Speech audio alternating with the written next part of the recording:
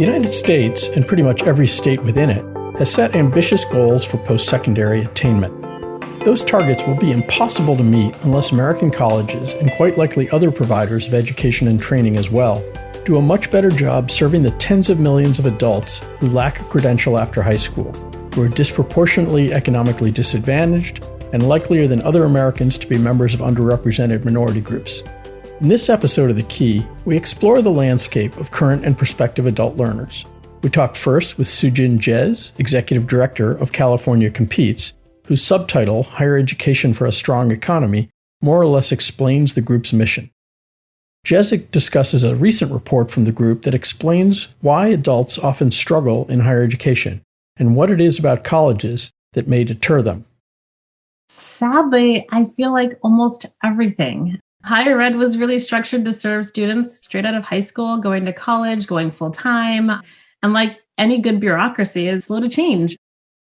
We also interview Lisa Soricone, Senior Research Director at Jobs for the Future, who offers a national perspective on the status of adult learners, what traditional institutions can do to make themselves more inviting to adults, and what role alternative providers might play. Before we begin, a reminder to subscribe to The Key on your favorite podcast platform. Our first discussion is with Su Jin Jez of California Competes about untapped opportunity, understanding and advancing prospects for Californians without a college degree. The recent report analyzes the status of 6.8 million adults in the state who lack a college credential. About half of these potential graduates, as the report calls them, have some college experience but no degree, and the other half haven't ever attempted college. Can you give us a sense of what led California Competes to focus on this audience of 6.8 million adults at this particular time? Yeah, well, when we talk about adults without college degrees in California alone, the number was just really striking when we saw that. Nearly 7 million people. And this population is just critical to our economic health as a state. In California Competes, we really focus on that intersection between higher education, the economy, and equity. So when we began to dig into the data, we saw, not surprisingly, these adults tend to be underpaid compared to college graduates, more likely to be unemployed. And in the midst of this crisis, being unemployed is much more challenging as there just aren't the jobs awaiting them. So we really wanted to understand what opportunity is there in this moment, particularly related to higher ed, to get folks better skills, get them back into college or get them into college to help the economy. What are the traits and characteristics and situations of this large and diverse group that make getting post-secondary education and training challenging for them? This group are more likely to be Latinx, to be Black, to be Native American Californians. They're in lower paying jobs that, likely are less flexible and, have fewer benefits that allow them to return or go to college. They're more likely to live in poverty than college graduates. They're more likely to receive food stamps. Over half have dependent children, and 1 in 5 had children under 5, which is a challenging period. But in the midst of the pandemic, when childcare is limited, and especially in California, many schools are still doing distance learning, adds another layer of complexity. And then we also found that potential graduates have lower digital literacy rates, which is especially problematic in the pandemic. And one thing that we're increasingly realizing is that our shift to online during the pandemic, a lot of that is going to stick. So digital literacy was an issue before the pandemic and is clearly going to be an even bigger issue afterwards. As we're going to see more online hybrid courses in higher ed. We'll see, telehealth and just a lot more happening online. What are the structures and systems and approaches of traditional colleges and universities that we think most impede these people from continuing their educations, or in some cases, restarting their educations? In other words, rather than putting the onus on the students for having issues, what is it about higher education that's problematic for them? Sadly, I feel like almost everything. Higher ed was really structured to serve students straight out of high school, going to college, going full-time. And like any good bureaucracy, is slow to change.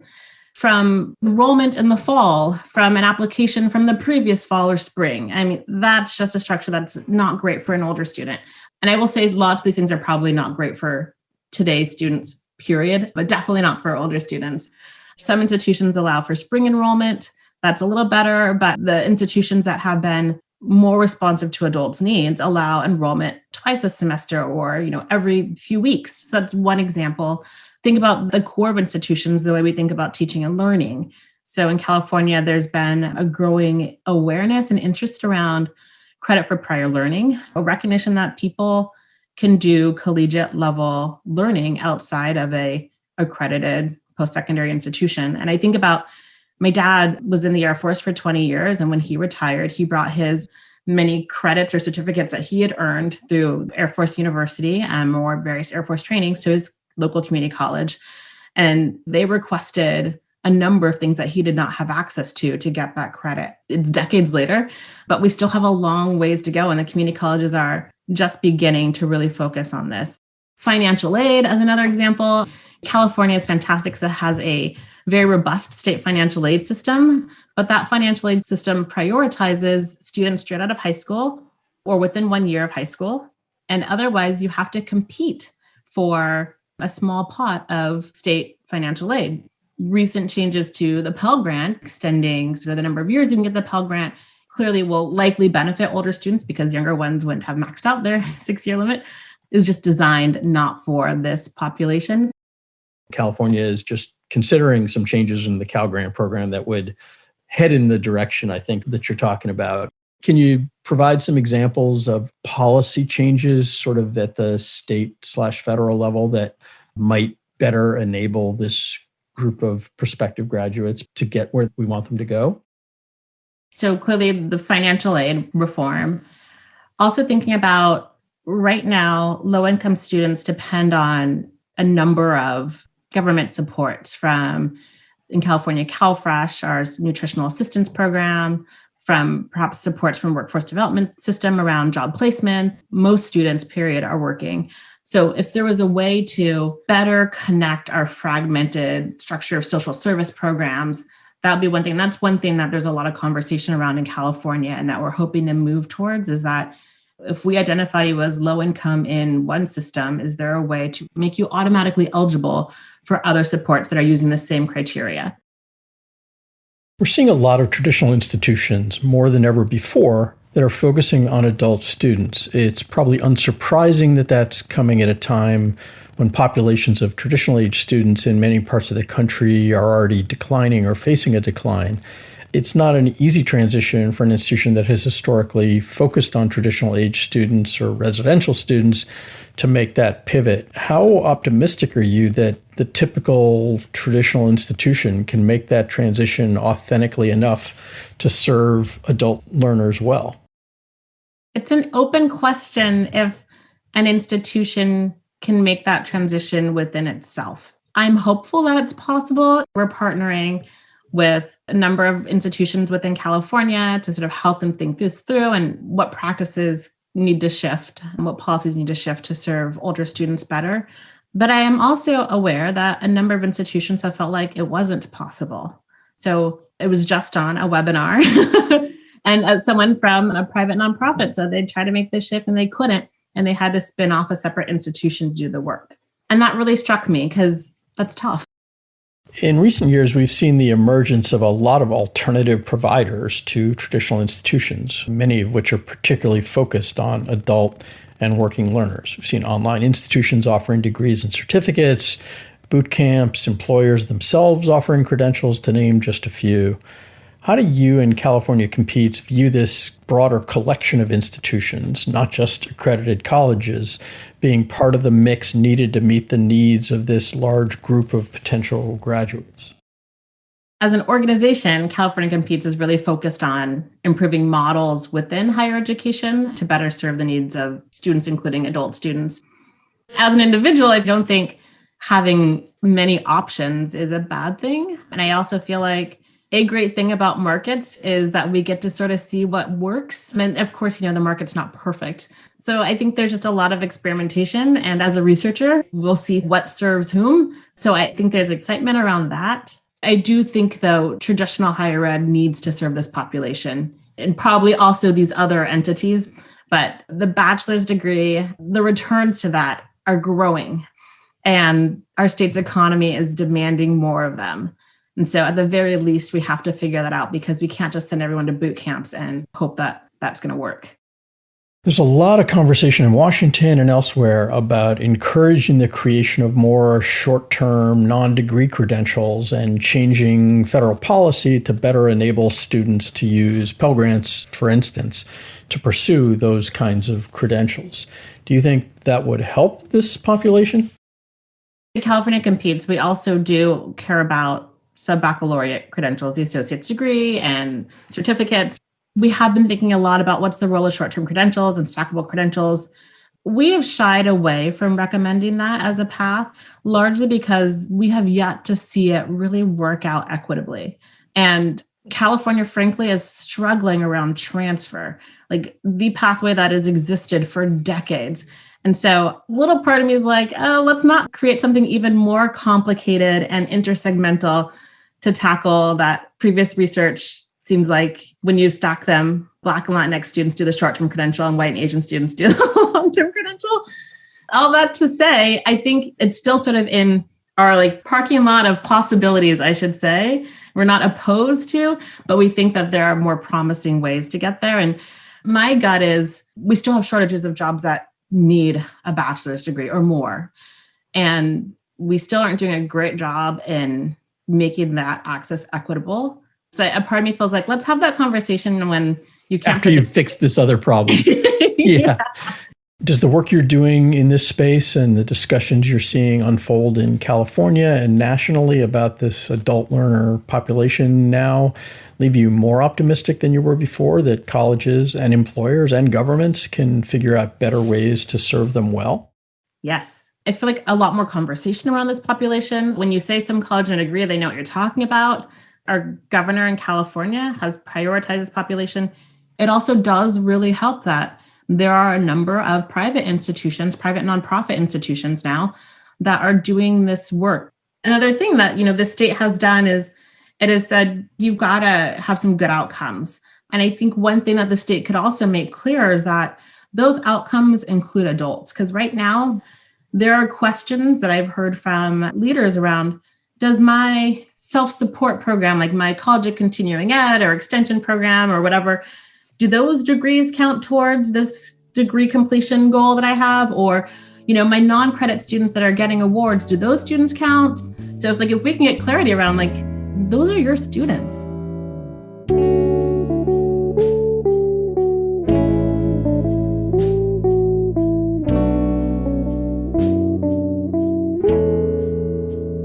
You're listening to The Key with Inside Higher Ed. Be sure to subscribe to this free podcast on your favorite platform, including iTunes, Stitcher, and Google Podcast.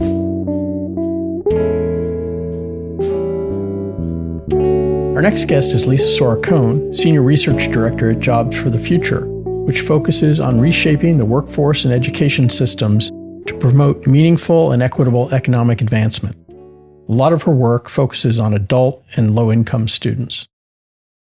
The California Competes report focuses on a group of nearly 7 million adults it calls potential graduates. Just about every state is focusing on its own such group, even if it isn't California-sized. What is it about the characteristics and situations of these students that make getting post-secondary education challenging for them? I think traditionally we think of the vision of college, right? I have kids in college getting ready to go to college, right? The focus of their lives is fairly simplified. It can be on school, right? And maybe they have to work part-time. But when you step out into the world of adults that are in their 20s and beyond, their scope, if you think of the space in their brain that's occupied, has a lot going on, right? It might be work or a lack of work that's stressful. It can be family issues of all kinds, just personal issues. This group comes with a variety of past educational experiences, some favorable, some not. And so they can be bringing that to this experience, which can pose a host of challenges. The skill levels of this group is really heterogeneous. When you think of, at one end, you might have folks who work their way through a GED program and are prepared to take the next step, all the way to veterans who may have some really high-level technical skills and just need to get kind of the credential that stamps it. And then I think a lot about immigrants and the varied backgrounds that they bring, right? Some come with professional credentials from their own country, and others have learned to read in the US and worked up from there. So I think it's this idea that these folks have a lot going on, but what they share is a drive to advance and get somewhere. And they see education as a means to do that. And they share that goal. The other piece that I think is important is the mindsets that they may bring and the extent to which they have a sense of self-efficacy and their ability to really achieve and do well in a college setting. What are the structures and systems and other aspects of traditional colleges and universities that pose barriers or in some way impede this group from entering or succeeding in higher education? Some of it has to do with the complexity of systems, which can start with the website. When someone says, hey, I think I want to go to my community college, right? What is it like to navigate those systems? How clear and penetrable are they when someone has first contact or when someone's in the early stages of enrolling? I did some research a couple of years ago of adults in bridge programs, and you see this funnel of people who show an interest, right? They go to orientation, they enroll, but how many actually make it to that point of showing up in class? And this is where I think having those systems be very accessible and having resources readily available is really, really important. I think other issues have to do with silos among the different departments of colleges where they're not always speaking to each other, sort of student services and admissions and the registrar. Are they really working together in a way that supports the student's progress through these steps from an idea of enrolling to actually making it to class? There are also issues. Some campuses have really not arranged their programming and resources around the time schedule that adults who are balancing work and family life, right? If your registrar is only open 9 to 5 and someone's working a 9 to 5 job and taking evening classes, that's a problem. When is your library open? Is it open on a Saturday or Sunday, which is when someone has someone to watch the kids at home and they can escape to really focus on their homework? Things like that sound small, but they can really become the kinds of barriers that get in the way. I think some other issues are really around communication of supports and resources. How do the students hear about them? Do they hear about them? Are faculty aware of the resources that they can direct students to? Because faculty they've got the regular connection with students. So it's really important to bring them into kind of the solution. And then I think, getting to the mindsets that students bring and how we help to cultivate or not the mindsets that will help move them forward. What are the sort of mindset things that can serve as impediments? And I don't know if they differ between those who have maybe tried college or post-secondary education and for one reason or another not completed versus those who've never tried it before. Are there different mindsets that can impede them? I think there is probably some element which is similar across these two groups and some things that are different, right? The idea that you did it once. The question is, what was your experience like? And has that left you with a bad taste that makes you say, either I can't do it or that's not a place that welcomes me? So I think there's some of that. I think for folks who maybe haven't had the experience yet, or maybe just started a little bit of college and didn't get to fully develop into their self as a college student, is that idea that I don't belong here. I can't be successful. Those things that get in the way that make you think, this is going to be hard. I'm different, looking around like other people belong here, but I don't, I think is an important piece. And do I have the skills? If someone has weaknesses in reading or in math, how much is that going to affect their willingness to get over the bumps and try to be resilient and maintain a growth mindset? We're talking with Lisa Soricone, Senior Research Director at Jobs for the Future. Lisa, we're seeing lots of institutions pay more attention than they historically have to adult learners, which makes sense given the nationwide declines, both current and projected, in the number of Americans of traditional college age over the next decade to 15 years. What changes or policies might institutions adopt that would make them more effective at serving these students, particularly traditional institutions that haven't historically focused on this population? I think it starts with things like orientation. How welcome do students feel as adults who may have all these other responsibilities and are balancing things? Are they made to feel like a true part of the community, or are the messages directed to the 18 to 22-year-olds? And they're an afterthought. Yes, exactly. Yes, you're here too. we like to see things at JFF. We feel like, orientation is an important moment where what if you integrate the families? What if you invite families to help them understand this is what the experience is going to be like to live with a student? How can you be supportive? Think of those things. So I think it kind of starts there. A really critical piece that we think a lot about is the nature of supports. And we really advocate a comprehensive set of supports. So that would include academic advising to help folks make the right choices, right? It's non-academic advising. And this is where you can get into the things like developing a growth mindset, time management, stress management. Stress is a big issue for these folks, as you can imagine. And so you want advising that's going to take those things head on and really help to develop them. And those things can be done in groups so that they're not heavily resource intensive. I think there's also certainly a financial piece that's important, financial planning, financial literacy. When they're dealing with financial aid or loans, it's really important to help set them up to make good decisions and set them up for long-term success. And the career planning piece really has to start very early on. Like career exploration can be part of the orientation, understanding what's involved. And it's really important. I think one of the things that's really critical with this group is they don't have time and money to waste on dabbling here and tasting that. You know what I mean? They need to really make effective, efficient use of their time and resources. So it's important that they get early career planning that helps them understand the realities of their career choices. They may come in with an idea of a career goal, but they've got to be guided toward understanding what's involved, the costs, the time, and what the labor market looks like so that they can make really well-informed choices. I think that's really important. And then the last piece of that comprehensive support constellation, if you will, is the social services and the counseling and really helping folks access what they need. Are they getting, public benefits that they need? Are they getting mental health services that are available? Acceleration is really important. So that's where things like competency-based education that allows folks to show what they can do and get credit for it, credit for prior learning that validates and gives credit for the skills and experiences that folks have had. We've done a lot of work in the space of integrated education and training. And this is especially helpful for folks who don't have a high school degree, but have managed to get to the college so that they can, say, be engaged in a career and technical program and be gaining and building their basic skills at the same time. So they don't have to go through those levels of literacy or ESL before they can jump into the career training. So those kinds of things are really important to keep people moving quickly.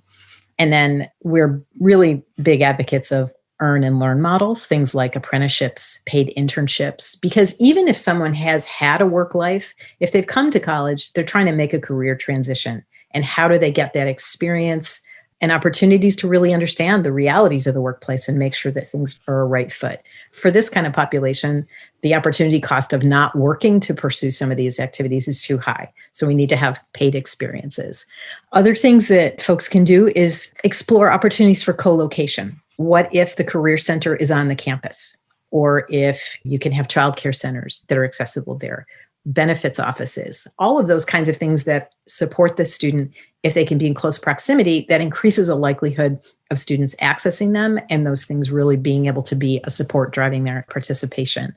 We sometimes overlook the importance of relationships and the personal connection. One of the projects that we've been involved in has been related to text-based nudging with Persistence Plus as an example. And there's so much to be gained in that kind of process where students appreciate that sense that someone's actually paying attention to whether or not I succeed, and they care and they want me to be successful. And that really goes a long way. I mean, we've seen examples of evaluations of success coaches, for example, in North Carolina, where that's really shown to make a difference. So I think that is one of those areas that we need to invest in. It's not an add-on, it's really important. What's your sense of how much the COVID-driven physical dispersal of students from campuses has further disrupted and interfered with the educational goals of this particular group of students? I think it's probably been really disruptive. The uncertainty, when you think of the uncertainty in so many ways, right, in terms of health issues, because a lot of these students are in the population groups that have been very affected by the virus and their communities. I think COVID has really pulled back the curtain on the real digital capacity that folks have at home in terms of access and the ability to participate. So I think that's been a huge challenge. I think their economic uncertainty. Do they still have their job? Do they dare spend money on tuition because they're not sure they're going to be able to pay their rent and stay in their homes? I think this group has definitely taken a large hit in that respect. What are some of the systemic policy approaches that governments and other influencers might adopt that would either prod or make it easier for colleges and universities to serve the population of current and prospective adult learners? I think it's really important to acknowledge their experience and build in that credit for prior learning kind of approach so that that becomes really standard. And I think it's really important that state systems be able to create some standardization and consistency across their own institutions. I think one of the interesting and sometimes really challenging things about a community college, that level of higher education, is you have states where they move in sync. You have states where they're all really doing their own thing. And that really hurts students. I think they can still make themselves unique as institutions, but if they can develop some consistent policies, what counts? How do credits transfer? It shouldn't be dramatically different from community college to community college within a state. So I think developing some of those kinds of policies is really helpful. We need to look at financial aid with the frame of reference of these students. What kind of barriers exist in the accessibility? It's built with a full-time student or maybe a part-time student in mind, not these folks that are maybe taking shorter credentials or are coming in and out differently. What kind of barriers exist for folks trying to access financial aid when they've already came and spent some time in college? What happens when they come back after a time of stopping out? I think those things are really important.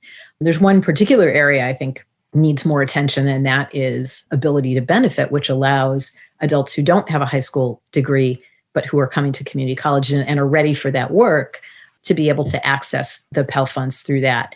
What we've seen is that institutions don't have clear guidance and they tend to be risk averse in terms of assigning someone to that, directing them to that. What counts as a career pathway program makes someone eligible? I think if states can get aligned about those things, they can just maximize the opportunity. It's sort of like we have these resources. Are we making sure that people are aware and that all those who might be eligible have an opportunity to take that next step and see if they're eligible and can access it? I'm curious what you and Jobs for the Future make of the steadily expanding array of alternative providers to traditional institutions, many of which focus specifically on adult and working learners. Do these alternatives need to be part of the picture for these students along with traditional institutions and credentials? I look at it in the sense that this is not a singular group of students. They're coming at this at different points in their work lives, in their personal lives, and they have different kinds of career goals. And so I feel like it's a bonus in this country that we have these opportunities and these different ways of going about advancing. And we need to figure out how to give adults really good information about these options. And where should that happen? Is that something that should be through the workforce system? Should it be integrated into social services? Where do we convey these messages and help folks understand the difference in these different pathways? I try to think of what's the long view? And the long view for a 45-year-old is different than a 25-year-old, right?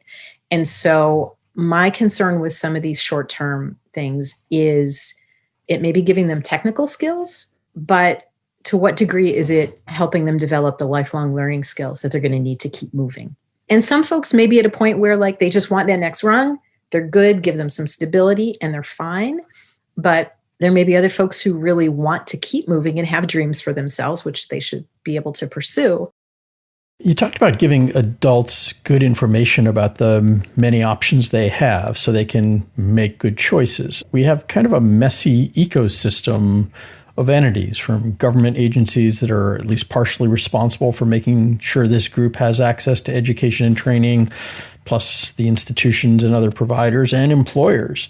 Is there anybody set up to try and bring order to this and provide that kind of high quality and helpful information? It's a good question, and maybe it really needs to be a shared responsibility, right? So that we're using different potential entry points into this big ecosystem and trying to have a common message. And that probably gets into some uncomfortable space, right? If colleges are fighting for students, they have an incentive to advocate for their own experiences. I understand that. So, but I think we need to make this process student-centered, right? and focus it on where are folks going to belong. Because I don't think it advantages anyone to have students come in and not be successful. That undermines their sense of their abilities to succeed. If institutions are failing and serving them, it doesn't make them look good. They're not going to get the outcomes that they really care about, right? If folks drop out, they're not going to be paying the tuition. So, maybe we need to take that kind of stance and say, this is a large group of people that has the potential to contribute so much more than they're able to do right now with their current level of skills and training.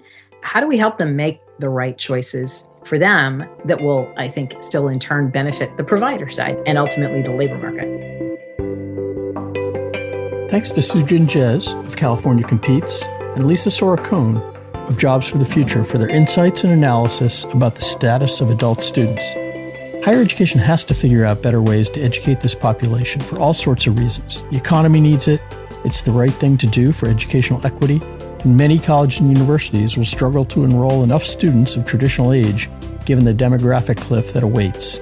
Let's hope those are reasons enough for institutions to take this challenge seriously. That's it for this episode. Please join us next week for a conversation about a new effort to help colleges collaborate, up to and including formally merging. I'm Doug Letterman, and this is The Key. Have a great week and stay safe.